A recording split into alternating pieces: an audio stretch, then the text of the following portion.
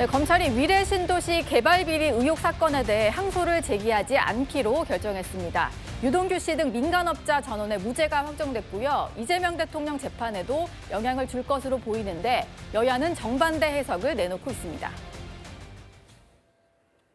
검찰 스스로 조작 기소에 대해 국민께 사과하고 공소 취소함으로써 결자 해지해야 합니다. 대장동, 백현동, 위례 신도시 3건이 결합된 이재명 대통령 비리 재판의 공소 취소로 완전히 없애버리기 위한 빌드업의 전모가 드러나고 있다고 할 것입니다.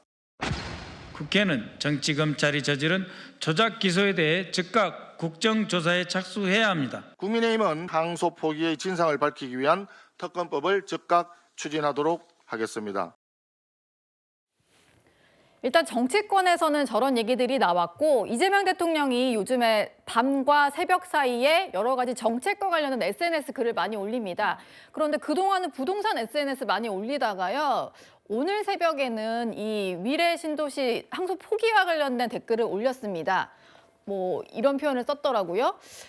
법리상 되지도 않는 사건을 나를 엮어보겠다고 이런 식으로 녹취록 변조까지 해서 증거를 내더니 이런 얘기를 했습니다.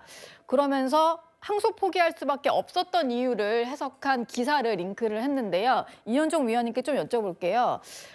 본인의 수사에 대해서 직접 언급을 한 건 또 이례적이다 보니까 대통령이 왜 이런 글을 남겼을까 궁금한데 어떻게 보셨습니까? 글쎄요, 뭐 대통령이 지금 모든 역할을 다 하고 있는 것 같습니다. 예. 특히 자신의 사건에 대해서 검찰 주장도 하는 것 같고 변호사 주장도 하는 것 같고 판사 주장도 하는 것 같고 그러니까 대통령이 특정 사건에 대해서 이렇게 입장을 표명하는 건 저는 안 된다고 봅니다.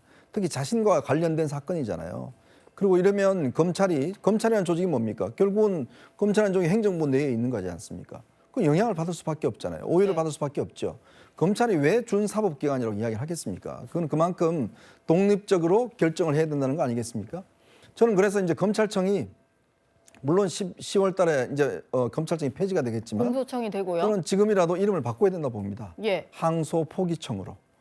그러니까 검찰이 뭔가 지금 이 여권 관련된 사건에 대해서 지금 계속 항소 포기를 하고 있잖아요. 예. 그러면 물론 검찰은 아닙니다만은 지난 특검 같은 경우는 이 김건희 씨에 대한 어떤 사건에 대해서 그것도 항소를 하지 않습니까? 그것도 무죄가 났는데. 네. 그럼 무죄 나오면 무조건 다 항소 포기해요?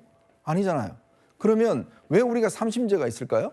기본적으로 이거에 대한 판단을 다시 한번 받아볼 수 있는 가능성, 또 이거는 직접적으로 국민의 손해를 입힌 사건이기 때문에 예. 충분히 해야 되는데 불구하고 지금 검찰이 눈치 보면서 뭐 지금 항소 포기를 하고 있지 않습니까? 더군다나 대통령이 자신의 저런 사건에 대해서 저런 식으로 이야기를 하면 법무부 장관이나 검찰총장 대행이나 영향 안 받겠습니까? 네. 저는 그래서 오해를 받지 않으시려면 아예 저런 이야기는 좀 하지 마셔야 된다. 자기와 관련된 사건에 대해서는. 네. 그래야지 이게 나중에 되면 꽤 문제가 될 수 있습니다. 예. 근데 이건 좀 짚어봐야 될 것 같은데 대통령이 쓴 표현입니다. 위례 신도시 얘기라는 게 녹취록에 등장을 하는데 사실은 뭐 윗 어르신 얘기 이런 식으로 실제와 다르게 이제 변조까지 했다 이런 얘기를 했고요. 그러다 보니까 이 대통령의 말을 받아서 오늘 민주당에서는 조작 기소다 이런 얘기들이 나왔는데 다음 그래픽을 좀 보실게요. 조작 기소는 국정조사를 해야 된다. 그리고 검찰은 공소 취소까지 검토해야 된다. 이런 말이 나온 겁니다. 장윤미 대변인께 좀 여쭤볼게요. 대통령도 좀 억울하니까 글을 올린 게 아닐까 싶은 생각이 드는데 민주당에서 보시기에는 기소 자체가 무리했다 이런 생각이신 거죠? 이건 사실 이재명 대통령을 겨냥했던 수사라는 점은 부인할 수가 없다고 생각 들고요. 이를테면 대통령이 언급했던 그 위례 신도시 녹취는 이른바 정영학 녹취록에 윗 어르신이라고 해서 굉장히 결정적인 단서인 것처럼 검찰이 주장을 했던 겁니다. 그러니까 이재명 대통령으로까지 이 경유해서 올라가는 데 주요한 증거로 기능했던 건데 이 부분이 잘 들리지 않는다라고 해서 재판정에서 틀었더니 윗 어르신이 아니라 위례 신도시라고 명징하게 들렸던 거예요. 그 민간업자들 재판받는 사람들이 이건 분명히 위례 신도시라고 본인들이 대화 과정에서 언급했다라고 하는 겁니다. 이런 식으로까지 무리하게 수사할 동인이 뭐가 있습니까? 이 기소와 관련해서 허위 수사와 관련해서 무죄로 나온 부분에 대해서 민주당은 가용할 수 있는 총 수단을 가용해서 실체를 밝히고자 한다는 게 입장이라는 점 말씀드립니다. 예. 일단 국민의힘에서는 대통령의 비리 재판을 없애려는 빌드업이다. 그러다 보니까 항소 포기와 관련된 특검을 즉각 추진해야 된다. 이런 얘기를 했습니다. 근데 국민의힘만으로는 추진할 수 없기 때문에 뭐 이 특검이 진행이 될지는 모르겠습니다. 일단 이건 좀 짚어봐야 될 것 같은데요. 이거 역시 장윤미 대변인께 좀 여쭤봐야 될 것 같아요. 근데 국민의힘에서는 선별적으로 지금 항소 포기를 하고 있지 않냐. 무죄가 나오면 다 항소 포기하는 것도 아니고 여권 관계자들과 관련된 사건만 항소 포기한다 이런 주장을 하는데요. 이건 어떻게 대답을 하시겠어요? 그런데 제가 지금도 이제 사건을 하고 있고 형사 사건을 주로 좀 이제 하는 편인데 기본적으로 예전 같으면 기계적으로 본인들의 구형에 맞지 않다라고 해서 항소심에서 뒤집어질 가능성이 낮은데도 기계적 항소를 하는 경우가 상당히 많았어요. 이건 변호사는 좋습니다. 왜냐하면 한 번 더 해가지고 수임료를 받는 거거든요. 근데 의뢰인은 정말 당사자는 진짜 힘이 드는 거예요.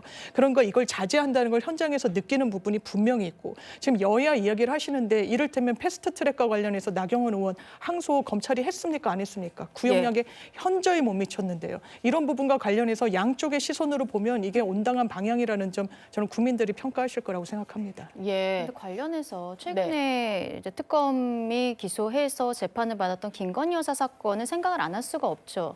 도이치모터스 사건 같은 경우에는 문재인 정부 때부터 수사를 했었고 결국에는 중앙지검에서 무혐의 결정이 났음에도 불구하고 그다음에 어쨌든 서울고검에서 재수사를 하고는 있었습니다만 특검에서 받아서 기소하지 않았습니까?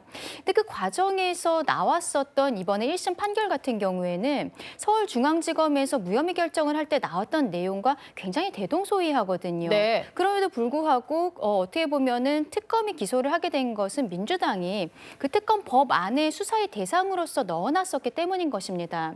윤석열 정부 시절에 계속적으로 김건희 여사의 도이치모터스 사건을 관련해서 문제 제기를 하면서 정쟁화했었고 그리고 결국 그것은 무죄가 나왔지만 항소를 했거든요. 특검에서. 예. 이러한 부분은 오히려 과거에 검찰에서 무혐의 결정을 했음에도 불구하고 굳이 이렇게 끌고 왔던 것까지 항소를 하면서 지금 이 대장동 사건과 판박인 위례 사건 같은 경우에 또 이렇게 항소를 하지 않는다. 지금 검찰 내부에서 문제 제기를 하지 않고 있는 이유도 인사조치 같은 것들이 두려워서 그런 것이 아닌가. 지금 정부의 내로남불이 정말 끝을 달하고 있다라고 생각합니다. 예.